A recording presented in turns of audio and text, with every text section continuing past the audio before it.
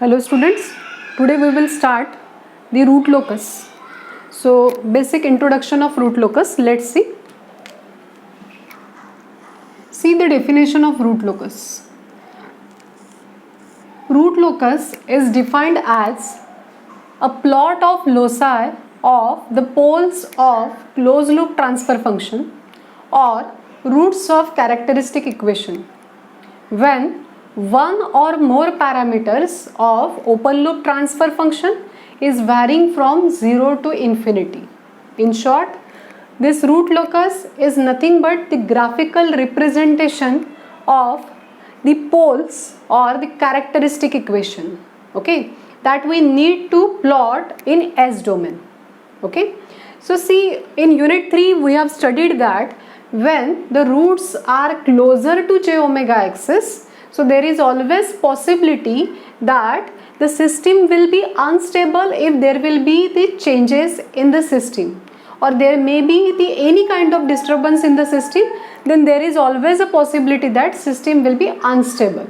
Okay, so the important thing we have studied that if the roots are away from j omega axis, okay, so system will be more stable. So for stability, roots should be away from j omega axis. Okay, so this we have calculated or we have studied with the help of Raoult stability criteria and Hurwitz stability criteria. So in unit 3 we have commented on the stability. Okay, but here we will draw the characteristic equation or we will draw the transfer function in S domain and we will comment on the stability. So this is nothing but the graphical representation. Okay, so see, example is for a unity feedback system with g of s is equal to k by s, g of s is equal to k by s, obtain the root locus. Okay, so see, we have not started with the rules of root locus. Okay, but for the introduction I have taken simple example. So g of s is called as open loop transfer function, so that function is k by s. Okay, then it is given that unity feedback system is there. So look at this, here g of s is equal to k by s, h of s is equal to 1. Okay, so we can obtain the characteristic equation from the given system. Okay, see, I will revise the concept. From the transfer function we know that denominator of any transfer function is nothing but the characteristic equation. Denominator of the transfer function is nothing but the characteristic equation, and from the denominator we can calculate type of the system and we can calculate order of the system. Okay, so we have concluded with the thing that if the type of the system increases, order of the system will increase, system will be more complex, and there may be the possibility that it will get unstable. Okay, so we will see the basic for drawing the root locus. So see here, characteristic equation, we know the general formula of characteristic equation as 1 plus g of s h of s is equal to 0. Okay, so what I did here, I have substituted the value of g of s and h of s. Okay, so see here, I have substituted, so 1 plus k by s is equal to 0. So what I will get, s into 1, so this will be s plus k is equal to 0. Okay, so see here, s plus k is equal to 0 is actually called as the equation of the root locus. Okay, or it can be written as s is equal to minus k. Okay, s is equal to minus k. Okay, so it is called as equation of the root locus. Okay, so see the effect of varying k on this equation.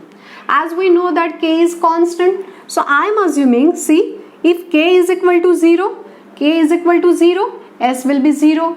Okay, if I am substituting k is equal to infinity, so I will get s is equal to minus infinity. I have not considered the intermediate value. Okay, that you can understand. If I will take k is equal to 10, so definitely here s will be minus 10. Okay, so see, from this thing you can conclude that if the value of k is changing, so the equation of root locus is changing, or I will say the root locus is varying by varying the constant. Okay, so see here, as k is varied from 0 to infinity, as k is varied from 0 to infinity, root locus varies from 0 to minus infinity. Root locus is varying from 0 to minus infinity. Okay, so see what I did here, I have drawn this S plane. This is called S plane because we have studied that S is equal to sigma plus j omega axis. Okay, so what is sigma? Sigma is the real part, j omega is imaginary part. So look at this, this is sigma with positive x-axis, j omega with positive y-axis, and here it will be minus sigma and here it will be minus j omega axis. Okay, so first of all what I did here, see here, as I got two values of s, so these are nothing but roots of this equation. These are nothing but roots of the equation s plus k. Okay, so what I am doing here, I am considering the first value. For k is equal to 0, I am getting s is equal to 0. So look at this, here I have shown with the pole. Okay, for k is equal to 0, I am getting s is equal to 0. So first starting point, for k is equal to 0, there will be the pole at origin. Okay, then second, for k is equal to infinity, I have taken directly the last point. Okay, I have not considered the intermediate points. So for k is equal to infinity, look at this, here I am getting s is equal to minus infinity.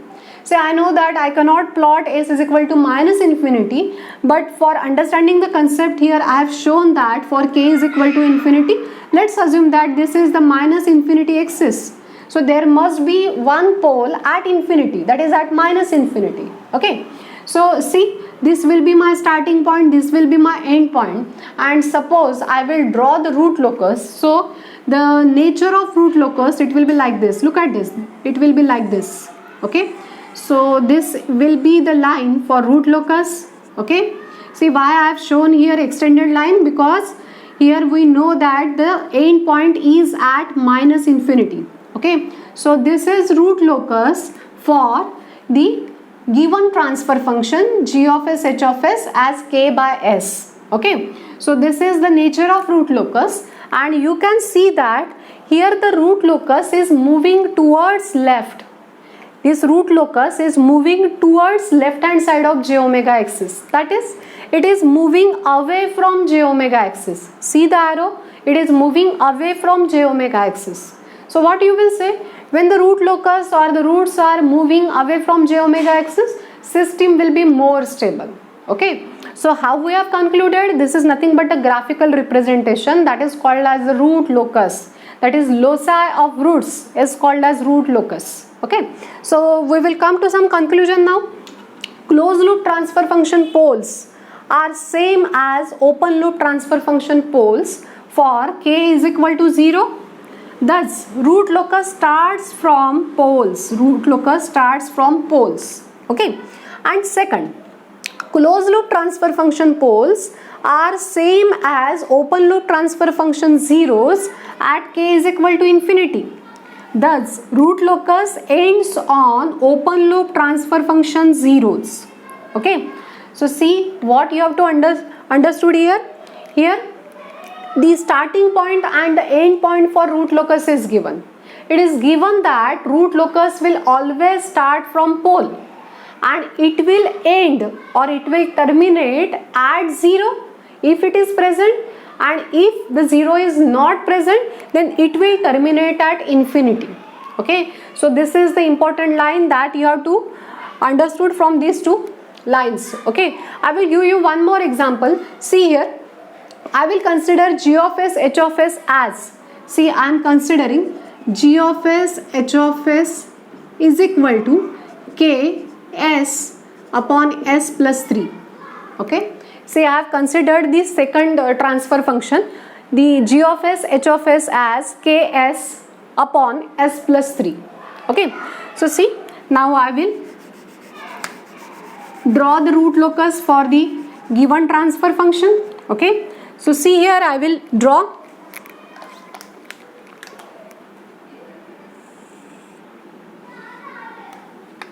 See, for this transfer function, here we know that s plus 3 is nothing but a pole. Okay, So this pole is located at s is equal to -3. So I am saying that this is pole at s is equal to -3 because we know that the denominator will give you number of poles, and when you will equate this denominator to 0, you will get number of poles. Okay, see here in numerator s is there, so where I will show this is 0 and this 0 is this one. Okay, so for 0 we know that 0 is represented with this sign, that is 0 or O. Okay, so for this transfer function, as we have concluded that root locus will start from pole and it will terminate at 0. Okay, so if I will draw the root locus, so my root locus should start from this pole and it should terminate at 0. Okay, my root locus should start from pole and it should terminate at 0. And if this 0 is not there, see here, if 0 is not there, now I am saying that 0 is not there, in that case I will draw or I will relocate the poles with this plane. Okay, so for this transfer function, see, k upon s plus 3 is there. In that case only one pole is there, just like the previous example.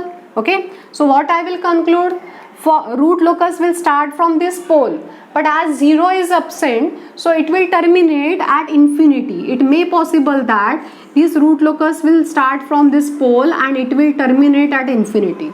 Okay, so I hope you got the concept.